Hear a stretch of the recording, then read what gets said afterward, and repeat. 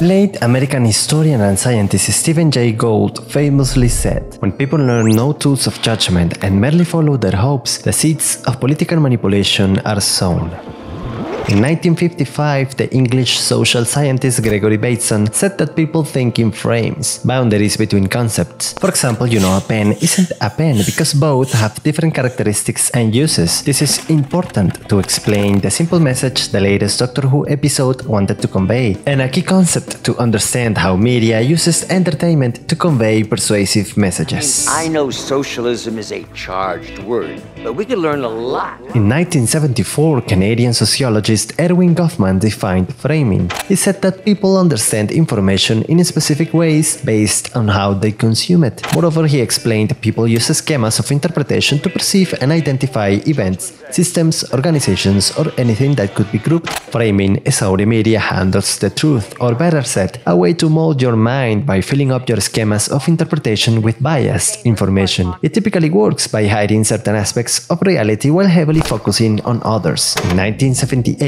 Barbara Tuchman introduced these ideas into communication sciences. Mass media, including entertainment, can shape people's perception and ultimately the truth. Here's the thing, framing can also be applied to fictional work by making characters or storylines feature strong characteristics of one kind and zero of the opposite kind. A 2017 study by the University of Amsterdam showed that framing in entertainment media can affect people's attitudes and intentions, so this is not to be taken lightly. Here's where Exhibit A exits the TARDIS. Doctor Who Season 14 debuted with a special episode that brought back the 10th Doctor, played by David Tennant. A quick recap. The 10th Doctor comes back to London and finds Donna Noble, his dear companion. The last time fans saw her was in 2010, when the 10th Doctor had to erase her memory to save her, as Donna's mind had consumed the collective knowledge of all of the Doctors, and it was too much for her mind to bear. 14 years later, she lives with her husband and a 14-year-old trans girl, Rosa Noble, uncomfortably played by a 20-year-old trans male actor, Jasmine Finley. While I found the casting situation quite unsettling, the storyline of the family supporting her genre transition was endearing, and believe me, I was not convinced by her acting chops. Mum, look, it's a spaceship! Anyhow, the family gets in the middle of a war between the MIPS and the Wrath alien races, and the entire city of London could burn in the aftermath. The only way Doctor Who solved it was by helping Donna get her memories and knowledge back. She was happy to do it, though. She wanted to save her family, but she also knew something was missing in her life. But Donna survived the Time Lord's presence because, you see, her daughter Rose is non-binary. What? This was in fact the first Doctor Who episode I've ever seen, and while I don't have a Doctor Who degree, I do have a social studies degree. So this is a simplified version of the framing steps originally presented by Erwin Goffman. The steps we'll see across the episode. Step 1. Define a situation while strongly focusing on a singular aspect of that situation. This is the basis for building interpretation schemas. They define Rose as a trans 14-year-old girl. She's special, kind, gorgeous, smart, hardworking, and talented. She even has a business already. She's got this beautiful daughter. Step 2. Define a problem in the setting and make the characters react to the problem as a basis to see what is the positive social interaction to that problem. Rose is having a hard time as her friends don't accept her. Jason, you alright? Looking good, Jason. Oh no, how terrible. Her grandmother can't quite understand it either. I just get so clumsy. You are a rude, terrible person. However, her mother is fully supportive. This is how everyone should behave. Then she grows up into this extraordinary, beautiful thing, and you think, where the hell did she come from? How lucky am I? Look at the detour the show takes to convey this message. I promise I can help him get home and then you'll never see me again. You're assuming he as a pronoun. My chosen pronoun is the definite article. I am always the me.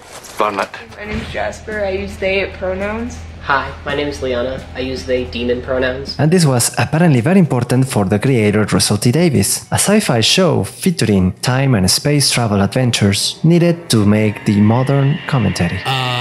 Rose at one point is dead named in the street by some kids calling her by her dead name. I personally think we should stare into difficult stuff like this. And if you don't mind me leading into this conversation, I find it cringeworthy how first world writers can only think of light, trendy, left-leaning minor issues like dead naming or catcalling as the difficult stuff. It's never something common people across the world would understand, like famine, war, dictatorship, corruption, disease, unemployment, or the cost of household. But even so, the stories that truly move us rely on simple human struggles and common human feelings, like love and friendship, both present in this episode, but not the point. Let's continue. Step 3. Select a cause for the problem and interpret its meaning. Sometimes I think I'm from a different planet. The cause is that Rose feels out of this planet. This means she is something else, something beyond the 300,000-year-old convention of male and female concepts. Step 4. Judge the problem morally and put a solution or a conclusion. This works to say, for example, because A has certain characteristics, then A must be X. This episode solved Donna's life with the fact that her daughter is trans. Binary.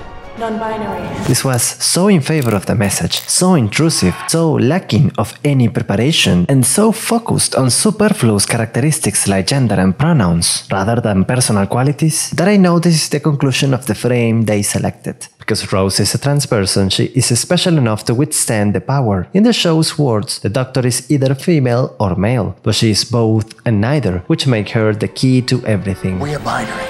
She's not, because the Doctor's Male. and female. And neither.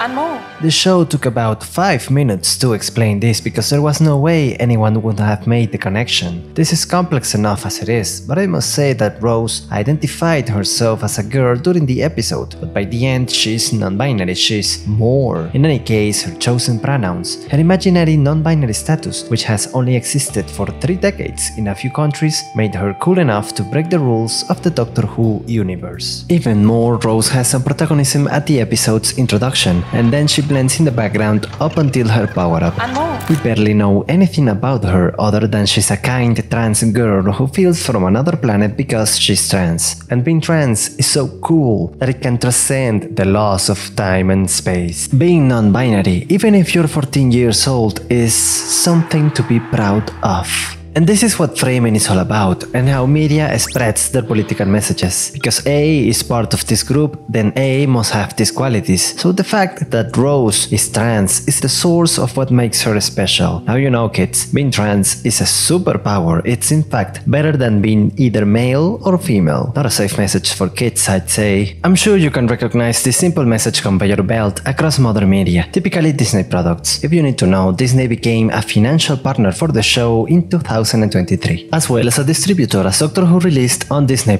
Disney's co-financing came with some creative input, which I will reiterate with 2 additional examples. Because Donna's husband is a man, he has no input in the story, he's not competent at all. Is that alright? Yeah, of course it is. You know, me, in a box, with another man. Yeah. And because the 10th Doctor is male, he can't understand how Rose and Donna control the power, because being trans and also being a woman is apparently the strongest power in the time-space continuum. It's a shame you're not a woman anymore. She'd have understood. We've got all that power, but there is a way to get rid of it. Something a male-presenting Time Lord will never understand. So, to put it in simple terms, the plot is the message. And the message was done through framing, saying that A must be X because A is part of a certain group, dehumanizes people and reduces them to a single characteristic. Individuals are lost in the face of group identity. And if we keep accepting and consuming this type of media, then, as the BBC said about the episode, the studios will keep using it as delivery systems for the message. And the message will be more intrusive, the storytelling destroying, and even dangerous every time. Even if it's done with positive intentions. But is it with good intentions though? Because this episode of one of the most popular family franchises ever is there to say, hey kids, being trans is a superpower. I know that can do many favors for certain type of businesses, but how will it do any favors for our society? So back to the opening quote, I'm giving you the tools to judge media properly, so you can discern frames, stereotypes and patterns from realities and facts, and understand how the media uses its entertainment to convey messages. That way, I hope you can avoid and ignore this type of content. And that's it, friends. Thank you for watching. If you like what you saw, subscribe, hit the like button and keep the comment section civilized.